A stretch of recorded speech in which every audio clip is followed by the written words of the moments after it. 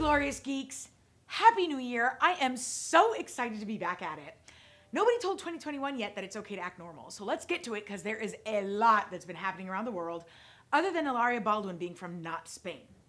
Please hit that subscribe button, click the notification bell, follow us, and like this video. If I were President Xi of China right now, I would be feeling like a total winner. The Europeans this week have agreed to an investment deal with China that makes things really awkward for the incoming Biden administration. This investment deal doesn't really twist China's arm into behaving better when it comes to labor practices or human rights. And so Biden's incoming national security advisor asked the Europeans to hold off on the agreement until they could coordinate China policy together. But the Europeans went ahead anyway.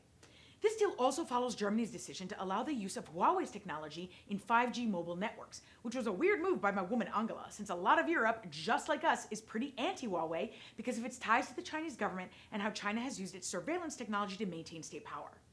This move is especially weird when you consider how hard China is working to steal our data. Foreign Policy just reported that due to data the Chinese stole, China exposed covert CIA operatives in Africa and Europe, which is outrageous and extremely dangerous for those individuals. Now that China is feeling stronger and more immune than ever, the Chinese government this week arrested 53 of Hong Kong's most prominent pro-democracy activists and politicians. They also prevented scientists with the World Health Organization that arrived to China to investigate COVID from entering the country, even though the trip had been pre-approved. So why is China acting more repressive than ever? International Relations 101. You don't appease assholes. Okay, my professors called them aggressors, but whatever. You give them an inch, they take a mile. President Trump pursued a tough policy toward China meant to get the government in line on a bunch of their bad behavior, especially their unfair practices. But it doesn't seem to be working yet, and that's largely because the strategy is missing our allies. Biden wants to build a coalition of countries to increase pressure on China together, but the Europeans are not going to make this a walk in the park. Their latest move underscores that rebuilding our relationships is going to take real work. And when you're dealing with China, there isn't a lot of time to start over. The Iranian government is like the toddler who keeps repeatedly behaving badly to see how far they can go before getting your attention. It's amazing how your perspective changes once you have toddlers. You start to feel like every male authoritarian leader is just one big toddler with guns. Over the last few weeks, Iran has taken some escalatory steps that could quickly become a thorn in our side. This week, they announced they'll be further enhancing enrichment of uranium. So let me walk it back for you since I'm secretly a nuclear physicist at night. Uranium is the main material you need to create a nuclear bomb. It's also used to create energy, but if you enrich that uranium to a certain percentage, it becomes sufficient to produce a nuclear bomb. The Iran deal negotiated under Obama had limited Iran's ability to enrich only a certain amount of uranium and only to a certain percentage to ensure it couldn't be used to make a bomb. But after Trump withdrew from that deal, the Iranians started not complying with it, and Iran's latest move brings their uranium closer to nuclear bomb-grade material. The Iranians also say that if Biden doesn't withdraw the sanctions imposed by Trump by February, then Iran will further enrich uranium. They're clearly strapped for cash, since this week they also seized a South Korean vessel, which the Iranians claim they did for chemical pollution concerns. But I have a hard time believing that, since Iran is also pressuring South Korea to release $7 billion in frozen funds. And right before Christmas, Iran-backed militants bombed a part of the U.S. Embassy in Baghdad, which I would take as a message coming right from Tehran. The message being, we want money and influence, and we're going to behave badly till we get it. This is going to be a tough nut to crack for Biden, who wants to re-enter the Iran deal, but only once Iran goes back to complying with its terms. However it works out, it's going to be a bumpy ride. This week, the United Kingdom blocked a request from the United States to extradite Julian Assange to face trial here for violating the Espionage Act. The judge in the UK said she didn't want to send him here because of his fragile mental health and that he could be at risk of committing suicide. For some background on this, Julian Assange is the founder of WikiLeaks, which is a platform that publishes news leaks and classified information given by anonymous sources. In 2010, WikiLeaks published a huge trove of classified U.S. State Department cables that former U.S. Army intel analyst Chelsea Manning stole and gave to Julian Assange. Releasing classified cables, aside from being criminal, puts numerous lives at risk. I can tell you this because I witnessed it and experienced it myself. If you have activists and dissidents around the world who meet with the U.S. Embassy confidentially to share their story, get help, or get asylum, and then their names are released, it can result in their detention or worse. And I know journalists praise the publication of these cables because they say it supports transparency, and they say that going after Assange crushes press freedom, but it's not that simple.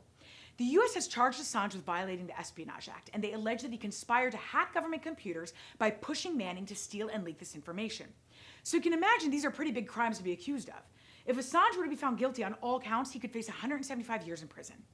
I asked the Glorious Geeks if you thought he should eventually face criminal charges here, and 67% of you said no. Some may consider my views on this controversial, but hear me out. Assange broke a big law here in the US. There's a reason we have classified information, and that info needs to remain private in order to help achieve national security objectives, to protect people, or to protect our homeland. That doesn't mean the US government is perfect, and that there are things that shouldn't be made public so that it's held accountable. Now, I'm not a legal expert, so I don't have an opinion on how Assange should be punished. I just think his actions deserve legal consequences. I witnessed how Assange, and Chelsea Manning for that matter, put a lot of people's lives at risk with their move, though they deny that. And so you have to question, was it an act of press freedom, or did they steal and publish classified information to the detriment of our national security and many people's lives? For now, Assange remains in prison in the UK, and the US will continue to try and extradite him, so we'll have to see what happens next. I say this with the utmost seriousness.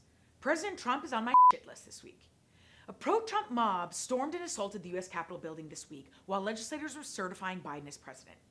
These terrorists destroyed federal property, caused legislators and their staff inside to run and hide for their safety, and 4 individuals died needlessly due to this mayhem. This was the international news around the world this week, and global capitals are looking at us in complete horror. As you know, I like to look at things from an international angle, so I want to highlight how these events will have real foreign policy and national security implications.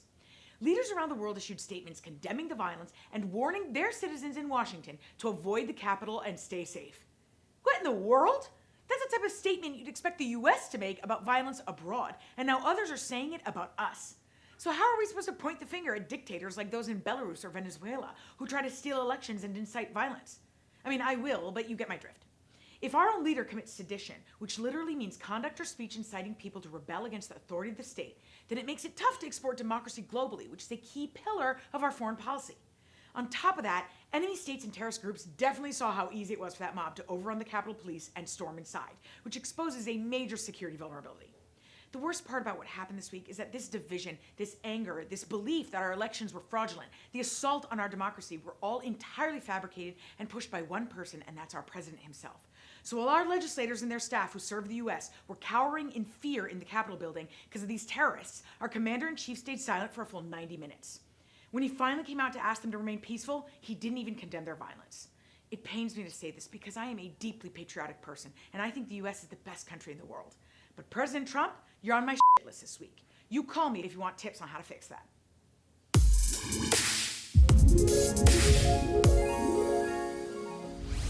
Holy, oh my world. A bombshell documentary film was released today that you must watch called The Dissident.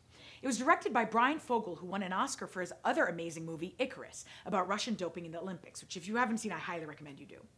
The film, which was also produced by the Human Rights Foundation, is about the murder of Washington Post columnist Jamal Khashoggi, who was murdered over 2 years ago when he visited the Saudi Arabian consulate in Istanbul. Khashoggi was an outspoken critic of Saudi Arabia and of Crown Prince Mohammed bin Salman, and he had been repeatedly threatened and harassed up until his death. This film is a real-life international thriller that not only looks at Khashoggi's life and the evidence of how he was killed, but also how the Saudi government uses social media to harass dissidents. The reason I'm crushing on Brian Fogel, though, is not just because he made this film, but because he is fighting for freedom of speech, and he's fighting to share this story because it matters. Believe it or not, when Fogel shared his movie at Sundance last year, not one streamer offered to buy it. And it wasn't because it isn't good. It's good. Critics and audiences alike have praised this film. It's because streamers like Netflix and others are growing increasingly concerned that if they share documentaries like this, it'll upset countries like Saudi Arabia, which could crack down on streaming companies and then limit the subscribers they could get. So while they may call it a business decision, I would call it censorship. They need to woman up and not be afraid of the truth the way Brian Fogel isn't. For more information on The Dissident, visit ohmyworld.tv. You guys, I would say things are crazy around the world, but it doesn't look like Washington is all that different. Hit that subscribe button and like this video. Leave me a comment or question. I will give you a shout out. And please follow Oh My World and me on Instagram and Twitter. Happy 2021 to you all, and stay fabulous, geeks.